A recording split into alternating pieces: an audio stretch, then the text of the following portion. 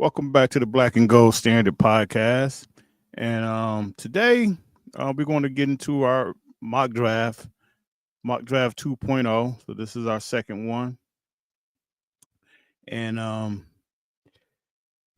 the way I did this mock draft, I kind of I factored in that Pittsburgh Steelers bought back Russell Wilson as quarterback. So I'm saying that they bought for free agency.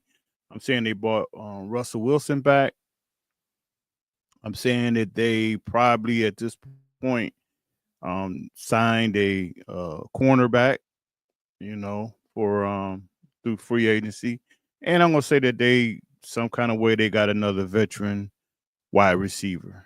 So the one thing that you will see in all these mock drafts, I try to do different type scenarios because this is exactly what's going to happen. The draft is going to change just depending on what the Steelers do in free agency. So, like I said, I kind of base this on the fact that Russell Wilson was signed back to the team. So, you know, we'll just kind of go from there and let's see what did we come up with here. So let's do this here. So usually with these mock drafts, I probably would get in probably I don't know, probably about 5 or 6 maybe before we get into the get into like I say, once free agency happens, you will have a better understanding of what the Steelers are going to try to do. So right now, um, as you can see, that I this just like I said, this is really my opinion, but I think that the Steelers need a defensive tackle. I think they need a quarterback. I think they need a running back, and I think they need a corner. That I think these are some issues that they need to address in the draft. And I will say I kind of went out on the well, you had to see. You had to see. But this is what I felt like the Pittsburgh Steelers should do in this upcoming mock draft. So here we go. So in round 1, I'm saying our Pittsburgh Steelers surprise everybody, and takes Dax and Dart.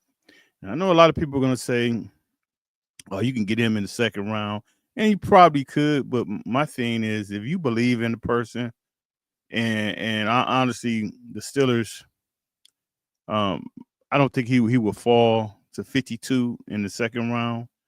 And my thing is, by bringing back Russell Wilson, I think that's the perfect quarterback to let Dart kind of mentor, will get mentored by.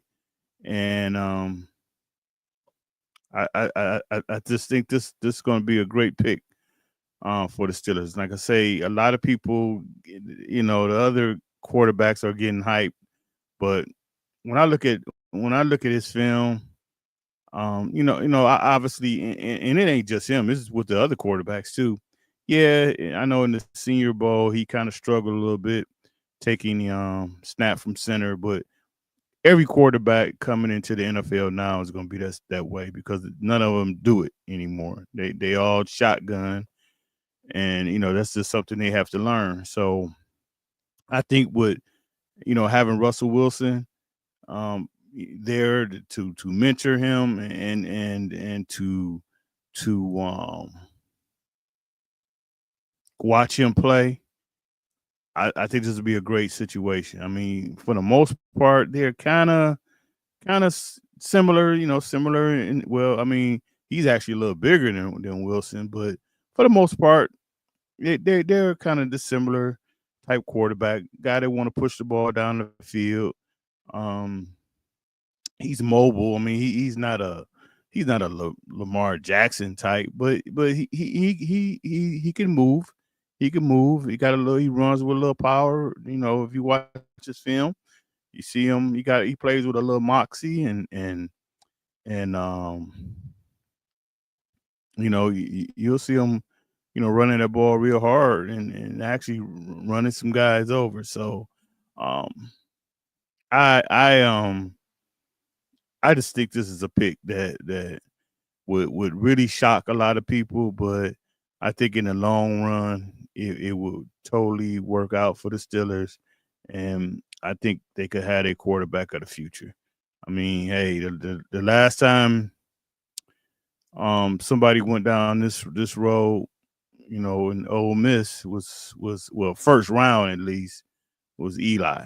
Eli. So um, you know, let's go back down that well one more time, but I think Daxton Dart would definitely be a solid pick for the Steelers. All right, so round two, I got them picking up another wide receiver, and like I said, I'm going by the Steelers is probably going to sign a veteran receiver.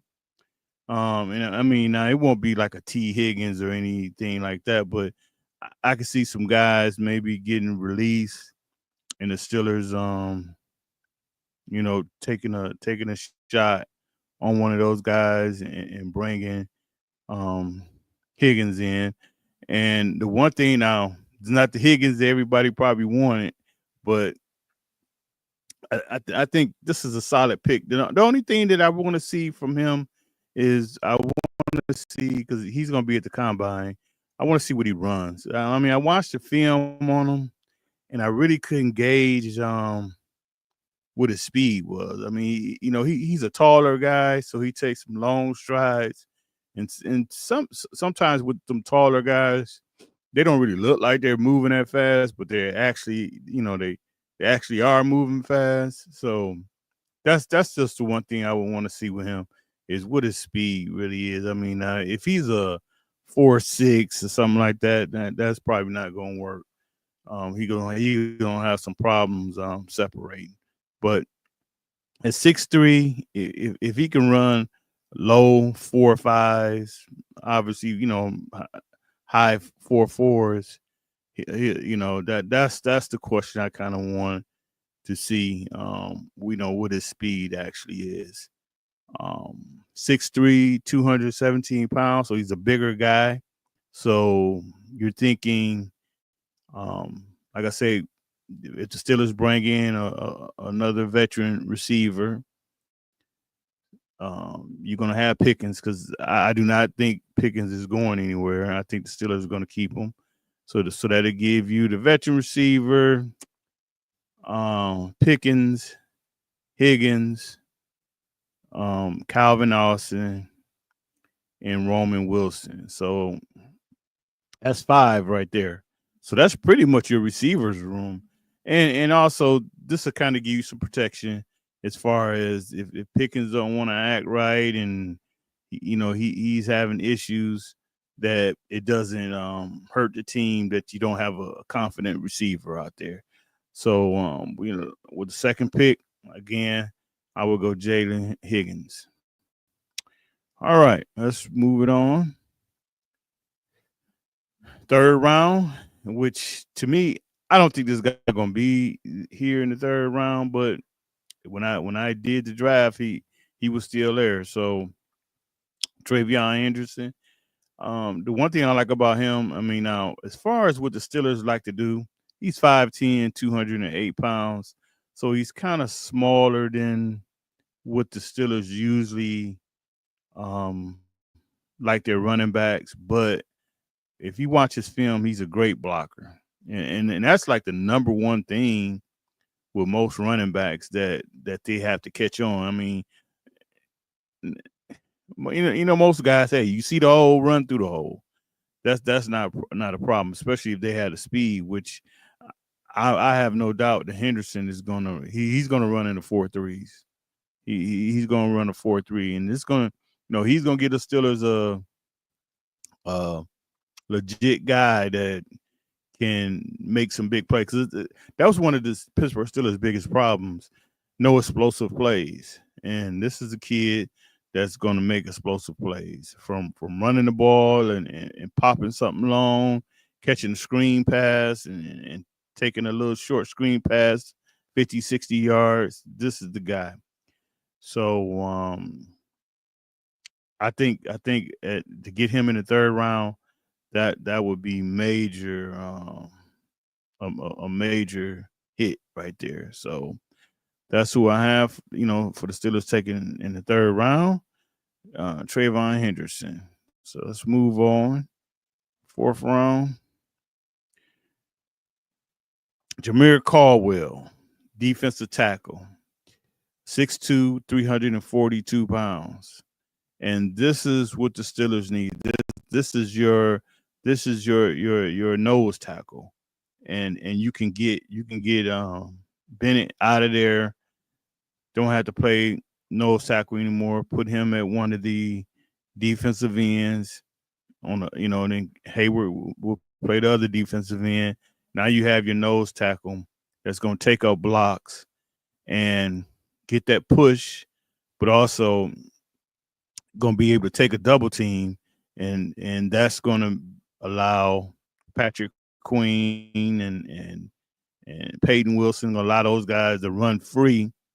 Now you can really see what especially Patrick Queen, what he brings. Because a lot of people say it was a bad signing and he didn't do well. Well, you got to remember Patrick Queen is coming from a system where the Ravens had those big defensive tackles in front of him, so he played clean. I mean, that's just the Ravens defense. I mean, they've been doing this since Ray Lewis. They had those big guys that can take blocks. Let those guys play clean. Don't let those linemen get up on them. So because Patrick Queen, he's not a big guy. I mean, he's probably 230 some pounds, if that.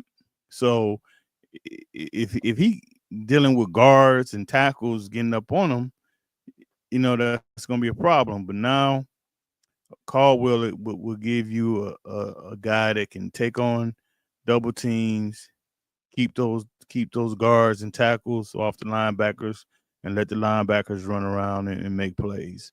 So I like it. Um, like I say, 200, 345 pounds, perfect size. Perfect size. I mean, it was some guys that was in the first round. Well, like the big kid from Kentucky. Um, my only concern about him is he's 6'7", and you watch his film. He plays like he's 6'7", so that's going to be an issue in the NFL when them centers and guards can get up under him, and then they're going to root him right on out of there. So I like this Caldwell pick, especially to get him in the fourth round. This is something that the Steelers definitely need, and it'll help the defensive line. I mean, just for one thing, getting younger, then also been able to get Bennett to play in his right position because he's not a nose tackle. All right, so let's move right on to the fifth round. I had this guy. I had Evans.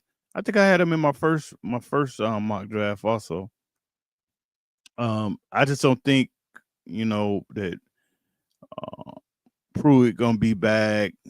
Connor Hayward, maybe he may be back, but he really don't need to be out on the field. So you got Move, you got Darnell Washington, and I think you got Evans. I mean, Arthur Smith loves his tight end, so let's get a guy that can actually catch the ball, but he can still, you're not losing nothing blocking. He's a great blocker, good receiver, good solid receiver. And you're just gonna get young, a little younger at that position as far as, with Pruitt. And another big target, 6'5", 200, almost 260 pounds.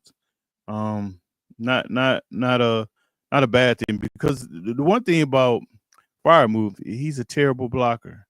Um, to me, I feel like he should be getting developed into a better blocker than what he is. But at this point, I think he is what he is. So the Steelers need another guy that can actually come in there and block. And I think Evans will give them that. Evans will give them that. So we don't have a 6th round pick, so we go straight to the 7th round. Um, I had him in my first mock draft also. Donovan Edwards, just a guy. I mean, another solid running back. Let's at this point, the Steelers need to revamp that running back room. I really don't see um Patterson being back. So we need another guy in that running back room to go with Warren and Henderson, and I think Edwards would be another just a tough nose runner, 5'11", 215 pounds. So he's a little bigger than Henderson. Doesn't have the speed Henderson has, but just another solid guy, and he's a guy that he's a 7th round pick. So even if he doesn't make it or whatever, you probably could keep him and keep him on the practice squad. But right now, he has a great shot of making the team because, like I say, the Steelers need to revamp that running back room, and basically all you have in that running back room right now is Warren. Because, like I say, I don't think Patterson is going to be back. So, um, I think but you always got to remember the 7th round. Most of these guys are kind of like projects, so it's not like you really counting on these guys that you get in the 7th round. But I just think this is a good pick. Um, so I went back receiver again. Again, this is a guy did some good things at Colorado. Decent speed, 6'3", 205 pounds, nice size. Again, can he make the team? I don't know, but definitely maybe this is the guy that you can develop if he doesn't make it. Like I say, that room is pretty stacked right now. Obviously, you have to see what type of player could he be for special teams. Could he play any type of special teams? Um, that would be a avenue for him to make the team because to be honest, he got just as much chance of making the team because, right? Can't no Steeler fan tell me Roman Wilson, like, what is he? We don't know. He couldn't get on the field at all last year. So I would say right now, Will Shepard would have just as much chance as Roman Wilson because we don't even know what Roman Wilson can do. So again, like I say, the 7th round, you really can't get all tied up in these guys because most of these guys don't make it, but they're guys that you can develop. These are guys that can come back and be on your practice squad and just see if you can develop these guys. And our last pick, round 7, is Carson Vincent. Again, a project, offensive tackle. You always want to get linemen.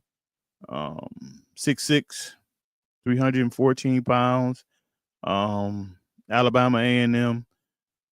Hey, John Stallworth went there, so maybe we can strike gold again.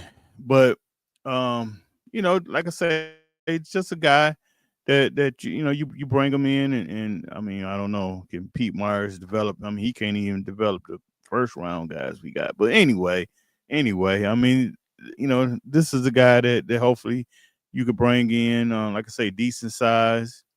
Watch his film, he can move, but again, you just got to see him because he's kind of coming from a little lower caliber of play in college.